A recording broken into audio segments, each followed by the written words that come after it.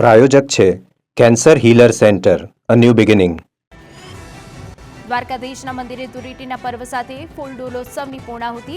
દ્વારકાધીશ જગત મંદિર બહાર પણ હજારો ભક્તો ધૂળેટી રમ્યા.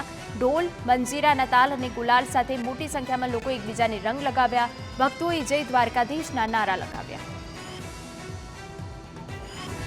ધૂળેટી પર્વની દેશભરમાં ઉજવણી. અમદાવાદમાં નેતાઓ પણ ધૂળેટીના રંગે રંગાયા. વેજલપુર ધારાસભ્ય અમિત ઠાકર કાર્યકરો સાથે ધૂળેટી રમ્યા. નેતાજીએ ખુદ ઢોલ નગારા સાથે રંગોની છોડો ઉડાવી તહેવાર ઉજવ્યો. મોટી સંખ્યામાં કાર્યકરો ધૂળેટી રમવા આવ્યા. અરવલ્લીના યાત્રાધામ શામળાજી ખાતે રંગના પર્વની ઉજવણી. ભગવાન શામળિયા અબીલ ગુલાલના રંગે રંગાયા. ચાંદીની પિચકારીથી કેસુડાનો રંગ લગાડવામાં આવ્યો. રંગોત્સવના પાવન પર્વે ભગવાનને વિશેષ શણગાર કરાયો. વહેલી સવારથી મોટી સંખ્યામાં ભક્તો આવી પહોંચ્યા.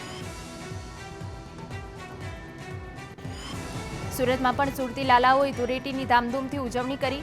એમટીબી કોલેજ બહાર કલરફુલ ડીજેની તાલ પર લોકો ઝૂમી ઉઠ્યા. યુવાનો અને મહિલાઓએ એકબીજાને કલર લગાવ્યા. પહેલા એકબીજાને લોચો ખવડાવ્યો અને ત્યારબાદ કલર લગાવી પર્વની ઉજવણી કરી.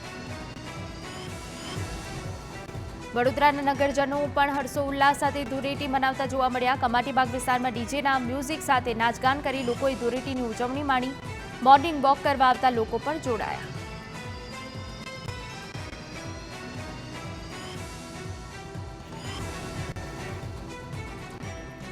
ગાંધીનગરમાં સહાય ફાઉન્ડેશને રંગોત્સવ યોજ્યો. ગાંધીનગરના ધારાસભ્ય રીટા પટેલે સમગ્ર કાર્યક્રમનું આયોજન કર્યું. મિત્રો, પરિવાર અને સમર્થકો સાથે પર્વની ઉજવણી કરી. ડીજેના તાલે લોકો હર્ષોલ્લાસથી એકબીજાને રંગ લગાવીને ઝૂમ્યા.